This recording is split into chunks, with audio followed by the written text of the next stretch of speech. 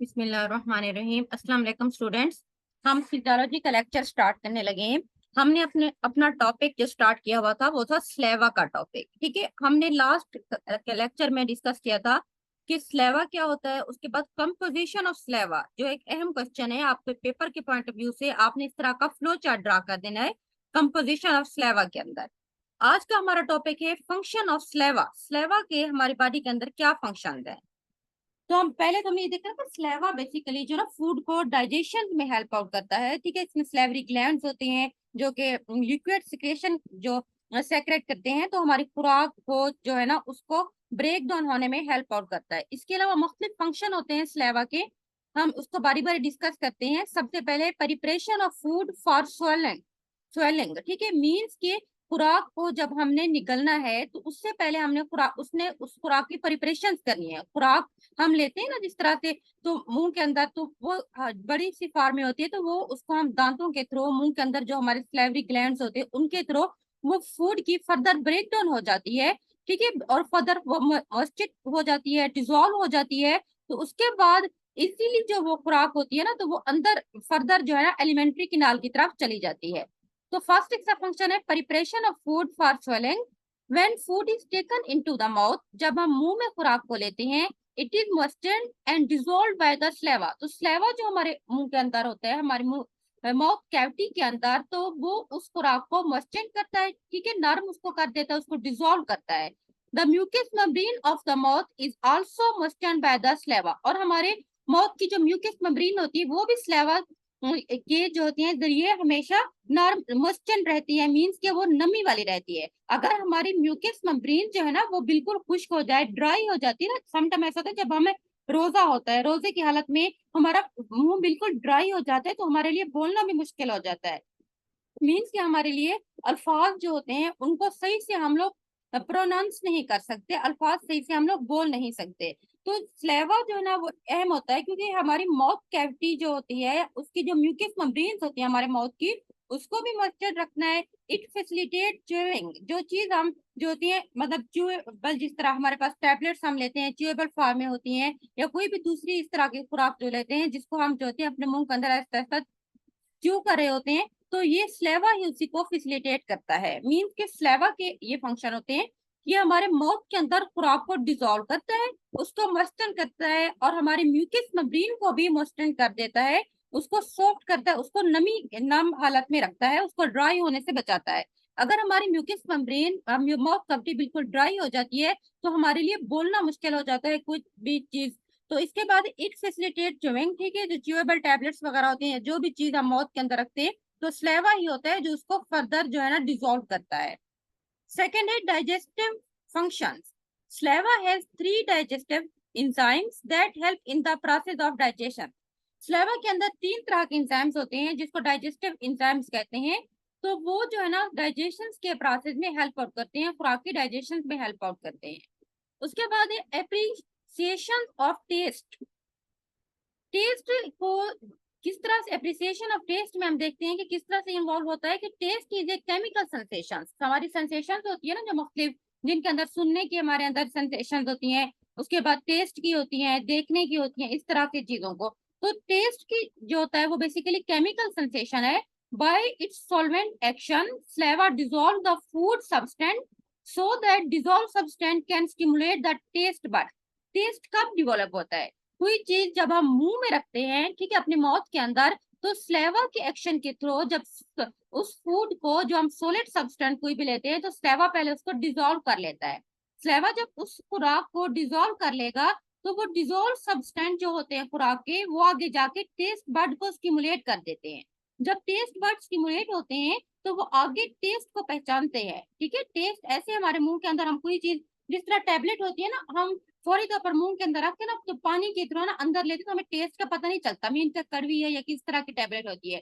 Test कैसे, test का पता चलता है, जो फूड हम अपने माउथ कैविटी के अंदर रखते हैं, तो पहले स्लेवा उसको डिसॉल्व कर लेता है सॉलिड सब्सटेंस को, उस फूड को, यहाँ तक कि जो अब डिसॉल्व सब्सटेंस होते हैं वो आगे जाके टेस्ट बड को स्टिमुलेट करते हैं। जैसे ही टेस्ट बड स्टिमुलेट होते हैं, रिकॉग्नाइज द टेस्ट, तो वो टेस्ट को पहचानते हैं। इसी तरह हमें पता चलता है कि किस चीज का किस तरह का टेस्ट है। उसके बाद है cleansing and protective functions. Digest इसके हम देखते हैं कि स्लेवा के क्या होते हैं। An adequate flow of saliva is necessary to clean the mouth and keep its tissue soft moist and pliable. वही बात है कि हमारे जो माउथ के टिश्यू होते हैं उनको सॉफ्ट हालत में रखने के लिए, उनको मॉइस्ट नर्म रखने के लिए, उनको प्लेबल मीन कि उनका टेस्ट बरकरार रहे, कोई भी चीज जो है वो उनको डिजोल्व करने के काबिल हो जाए, किसी चीज को उनको अच्छा सा टेस्ट आए, तो उस चीज के लिए एडिक्यूट फ्लो ऑफ स्लेवा बहुत जरूरी है। मीन्स कि स्लेवा ही होता है जो आगे जाके हमारे माउथ को सॉफ्ट रखता है, हमारे हमें मुख्तलिफ चीजों के टेस्ट वगैरह का पता चलता है। हमें पता चलता है कि कोई चीज हम जब खाना खाते हैं तो हमें वो खुशगवार मतलब उसका जो टेस्ट होता है वो हमें पता चलता है। इसी तरह टिश्यू वगैरह को सॉफ्ट रखता है, प्रोटेक्शन के तौर पर एज ए काम करता है। हमारे माउथ की जो टिश्यू होते हैं उनकी उनको प्रोटेक्ट कर रहा होता है बाय मॉइस्चर, मीन उनको सॉफ्ट करके, उनको डिजोल्व करके। उसके बाद है रोल इन स्पीच। वही जो पहले मैंने आपको बताया था कि हम जो बोलते हैं तो हमारे बोलने के अंदर भी स्लेवा का एक अहम रोल होता है। By moisturing and lubricating soft part of the mouth and lips, saliva help in speech. ठीक है, जब हम बोलते हैं तो हमारे बोलने में, हमारे लफ्ज को अदा करने में हमारी हेल्प आउट करता है, क्योंकि स्लेवा जो होता है वो हमारे माउथ को, हमारे लिप्स को लुब्रिकेट कर देता है। ठीक है, सॉफ्ट कर देता है, लुब्रिकेट कर देता है, उनको मॉइस्चर प्रोवाइड करता है। If the mouth become dry, अगर हमारा मुंह बिल्कुल ड्राई हो जाता है, articulation and pronunciation become difficult. ठीक है, आर्टिकुलेशन मीन्स के लफ्जों को पहचानना और फिर उनको बोलना। प्रोनाउंसिएशन मीन हम जब कोई तलफ्फुज अपनी जबान से अदा करते हैं तो हमारे लिए ये मुश्किल हो जाता है। जब हमारा माउथ ड्राई होता है, हमारे मुंह में अल्फाज तो होते हैं लेकिन वो हमारी जुबान से सही तरह से अदा नहीं हो रहे होते। उसके बाद एक्सक्रेटरी फंक्शन क्या है स्लेवा के। मेनी सब्सटेंस बोथ ऑर्गेनिक या inorganic are excreted in saliva, saliva के थ्रू एक्सक्रीट आउट कर देती है। इस तरह जो मोस्टली जो कुछ एनिमल्स वगैरह होते हैं, ठीक है, तो वो कुछ चीजों को तो कुछ केमिकल्स वगैरह को बकायदा स्लेवा के थ्रू, उनका एक्सक्रीटरी रोड ही स्लेवा होता है, स्लेवा के थ्रू ही वो उनको एक्सक्रीट आउट करते हैं। उसके बाद है regulation of water balance. When the body become content decrease, ठीक है, when body water content decreases slavery excretion also decreases. जब हमारी बॉडी के अंदर पानी की मिकदार कम हो जाती है, वो वाटर के जो कंटेंट होते हैं जब वो डिक्रीज हो जाते हैं तो स्लेवा की एक्सक्रीशन भी डिक्रीज हो जाती है। This causes dryness of the mouth and induce thrust. इसी तरह हमारा मुंह ड्राई हो जाता है, हमें प्यास फील होती है। When water is taken, जब हम पानी लेते हैं, it quench thirst, ठीक है, ये प्यास को बुझाता है, and restore the body water content, और बॉडी के जो वाटर कंटेंट होते हैं उनको दोबारा रिस्टोर कर देते हैं। मीन्स कि हमें कैसे पता चलता है कि हमें प्यास लगती है। हमारी बॉडी के अंदर जैसे ही पानी की कमी होती है तो उसकी वजह से स्लेवरी एक्सक्रीशन डिक्रीज हो जाती है, तो हमें ड्राइनेस हो जाती है, जिससे हमें पता चल जाता है कि हमें प्यास महसूस हो रही है। जैसे ही हम पानी पीते हैं तो प्यास हमारी बुझ जाती है, खत्म हो जाती है, और बॉडी के अंदर जो वाटर के कंटेंट होते हैं वो दोबारा रिस्टोर हो जाते हैं। तो स्लेवा की कंपोजिशन एंड स्लेवा के फंक्शन जो है ना, ये इस चैप्टर के अंदर आपका लॉन्ग क्वेश्चन भी आ सकता है। देन हम आगे देखते हैं कि गैस्ट्रिक जूस क्या होता है।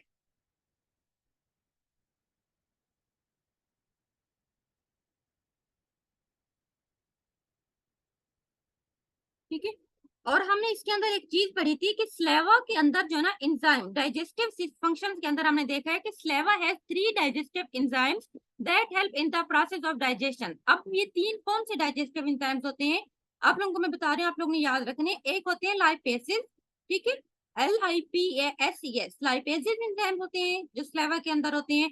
दूसरे होते हैं पेप्टाइजेस, जो पेप्टाइड्स को ब्रेक डाउन करते हैं, जो लिपिड्स की ब्रेक डाउन करते हैं उनको हम लाइपेसेस एंजाइम्स कहते हैं।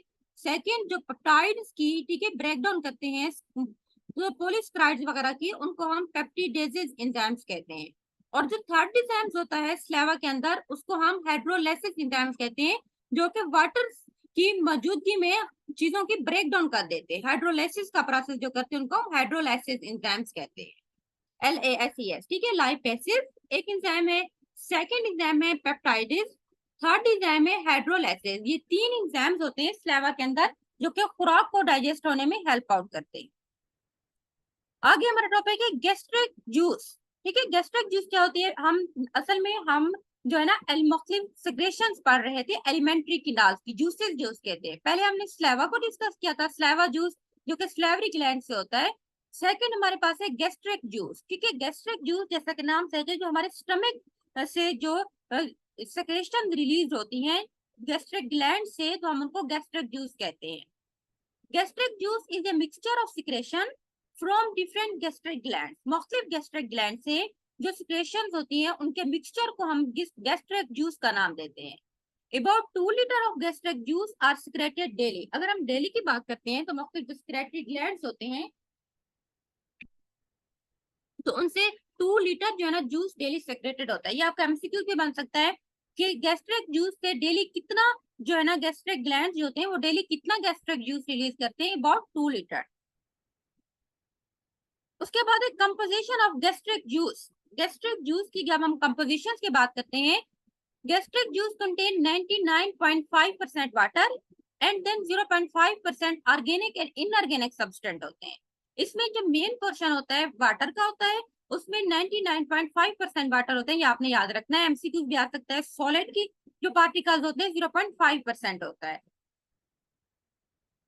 अब हम देखते हैं कि जो सॉलिड सब्सटेंट है वो फर्दर 2 टाइप्स में डिवाइड किए गए हैं। एक हमारे पास है ऑर्गेनिक सब्सटेंट, सेकेंड हमारे पास है इनऑर्गेनिक सब्सटेंट। जो ऑर्गेनिक सब्सटेंट है उनकी फर्दर 2 टाइप्स है, उसमें एंजाइम्स आ जाता है, देन उसके अंदर आ जाते हैं अदर ऑर्गेनिक सब्सटेंट।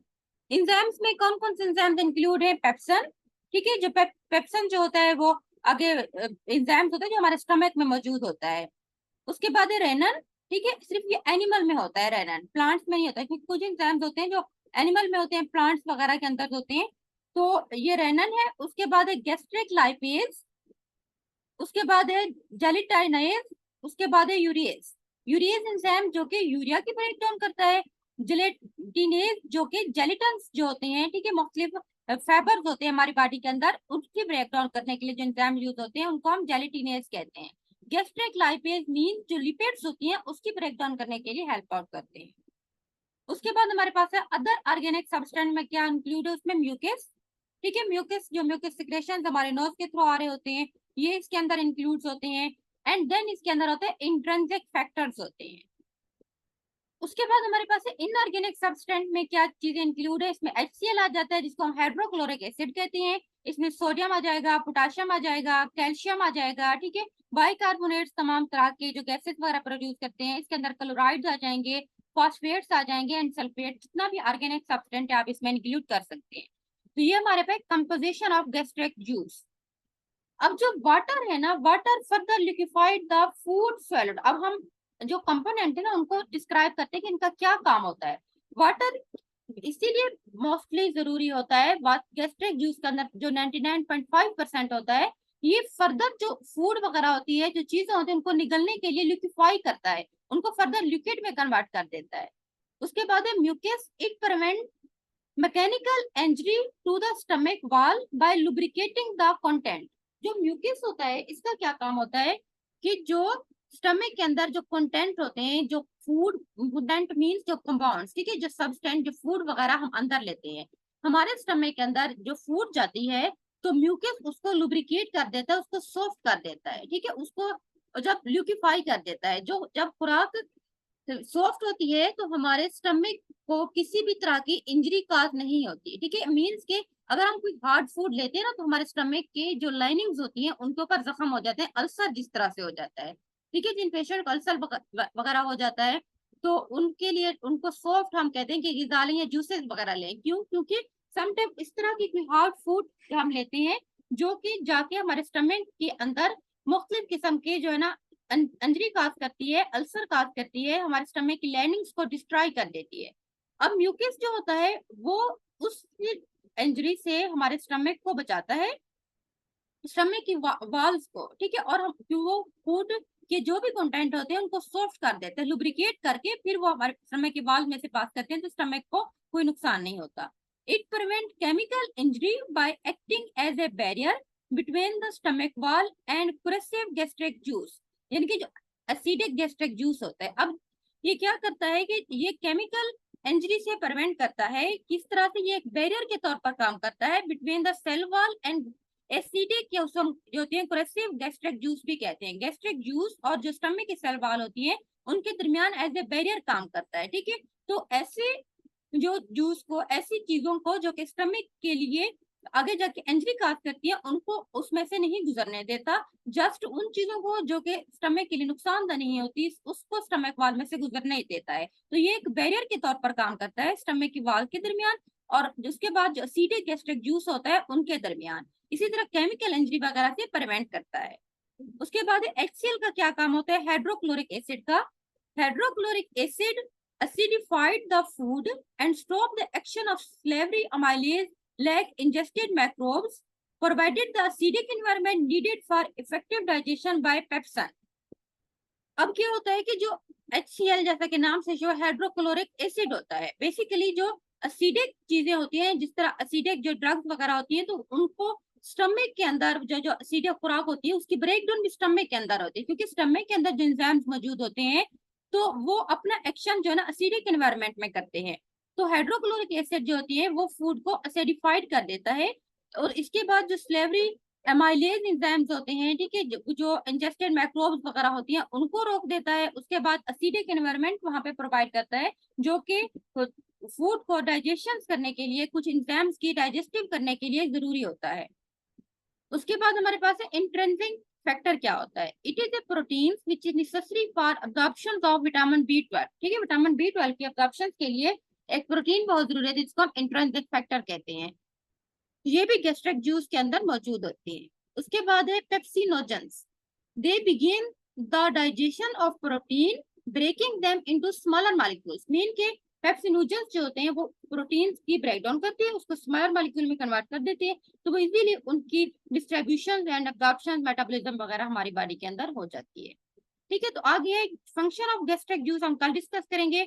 आज हमने कंपोजिशन ऑफ गैस्ट्रिक जूस कौन से होते हैं और उसके अंदर जो जो कंपोनेंट होते हैं कुछ उन्होंने सबको नहीं डिस्कस किया था। ठीक है, चंद एक को डिस्कस किया है, तो आपको पता होना चाहिए। जिस तरह इंट्रिंसिक फैक्टर्स है ये क्या करता है, ये MCQs भी आ सकता है, वेव में भी आपसे पूछ सकते हैं कि विटामिन B12 की अब्जॉर्प्शन के लिए कौन सी प्रोटीन जरूरी होता है, तो आपने कहना है कि intrinsic factor. HCl acidified environment provide करता है। ठीक है, म्यूकस जो होती है वो स्टमक को इंजरी से बचाता है। पेप्सिनोजन जो होती है वो प्रोटीन्स की डाइजेशन वगैरह कर देते हैं।